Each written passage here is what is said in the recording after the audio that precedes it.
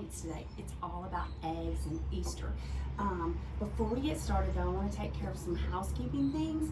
Here's your potato. Remember this asexual potato? We like stuck a potato in this dirt and look at this potato now. So I just want you to see it. So it's proof that I'm keeping it alive, but I need to kind of get it out of my way today. So I'm gonna move it right over here. Second thing, I want to just give a shout out to this local company, Here for Goods, where I ordered this t-shirt from. They're a local company in Murfreesboro that they make tees, and so part of the profit, is that what it would be? Profit, I guess.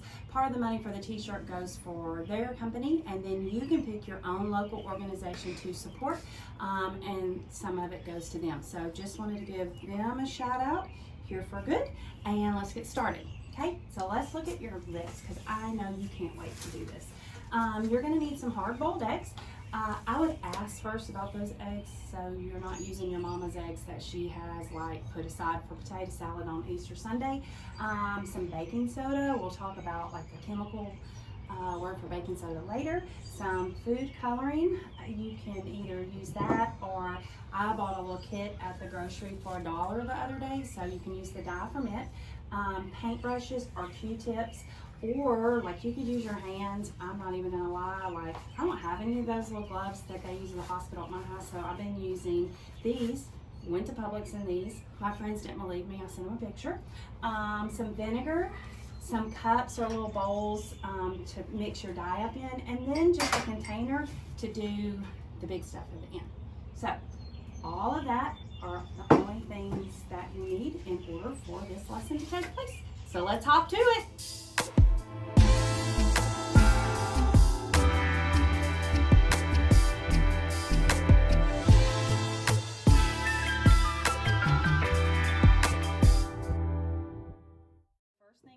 Is just kind of get a neat little working space just to get your stuff.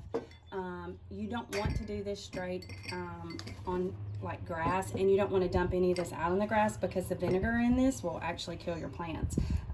So we certainly don't want to be responsible for that, because we learned the other day from photosynthesis that we need plants in order to produce oxygen for us to live. So we're not killing plants today, folks.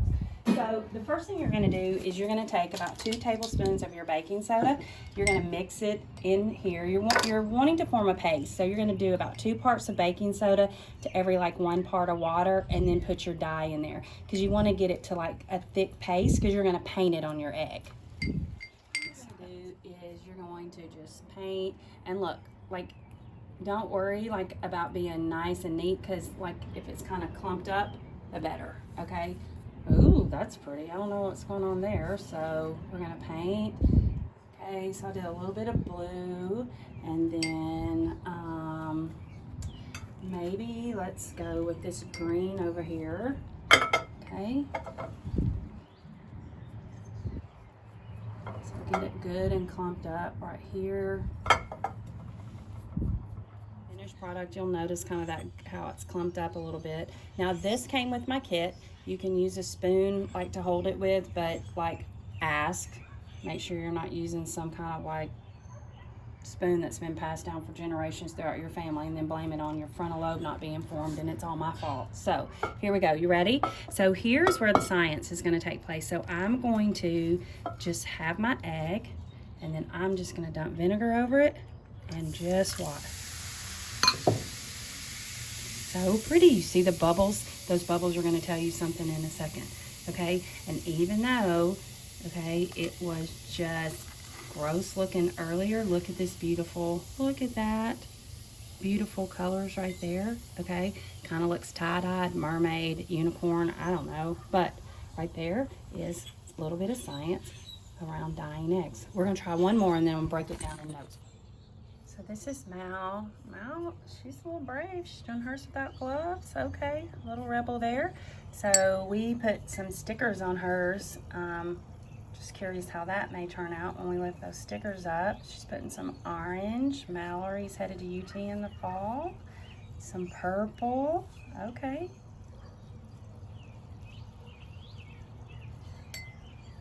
And oh, this pretty blue.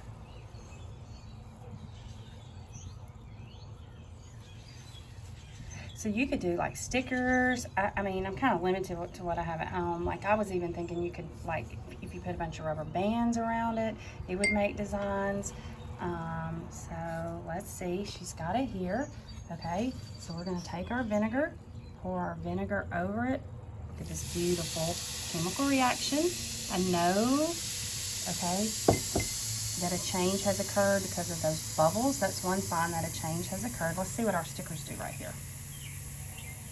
What polka dots? Oh my gosh.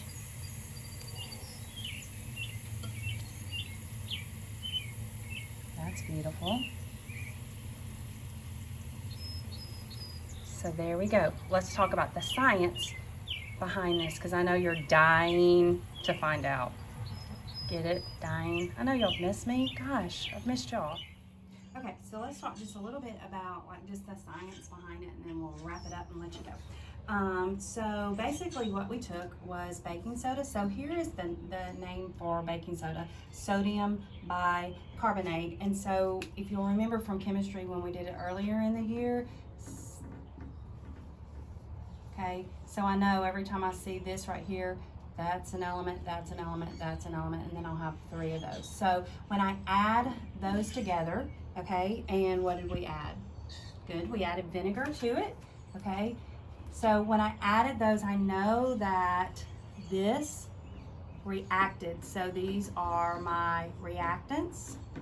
So just like we talked the other day about like when you make, Mallory and I made cookies the other night. So we mixed all this stuff up, and when it reacted together, it's gonna give me sugar cookies. So we know the fancy word for gives me is yields, okay? So basically, what did that produce? Like we saw bubbling, we saw color changes. Basically, what was produced when we mixed baking soda or sodium bicarbonate and vinegar together, basically we got a gas called carbon dioxide, okay? And I know a gas was formed because I saw those bubbles. So CO2. Reactants give me, okay, so just like the answer in like a multiplication problem, they give me my product right here. So my reactants, these reacted, they yielded or they gave me carbon dioxide. Now, how do I know like a chemical reaction took place? There's a couple of ways that, you know, I'm gonna just introduce you to about 3 today. One thing is a color change. Another thing is, and we didn't obviously test the water, but oftentimes, like if you had a thermometer, you could measure like the temperature. So is it feeling different? Okay, temp wise. Also, one of the biggest things that we noticed was a gas has formed. Okay, and so in a chemical reaction, you're going to have these things react to give you a different product. So that's how I know a chemical reaction took place. My first thing was I know that a gas was formed because of the bubbles. I did see some color change. So here was our science behind dyeing Easter eggs. I take baking soda and vinegar, gives me carbon dioxide.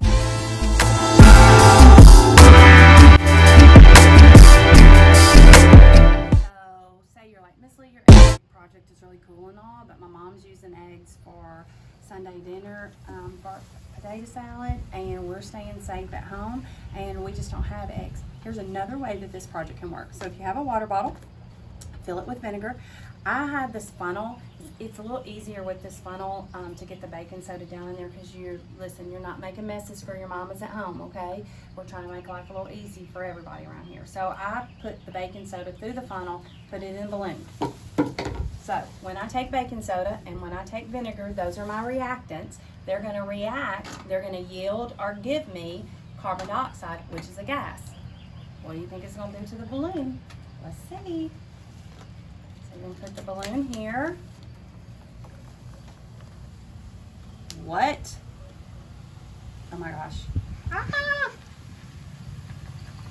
Look at there.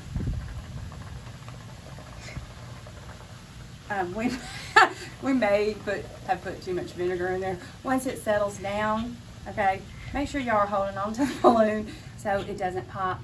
Definitely probably do this outside.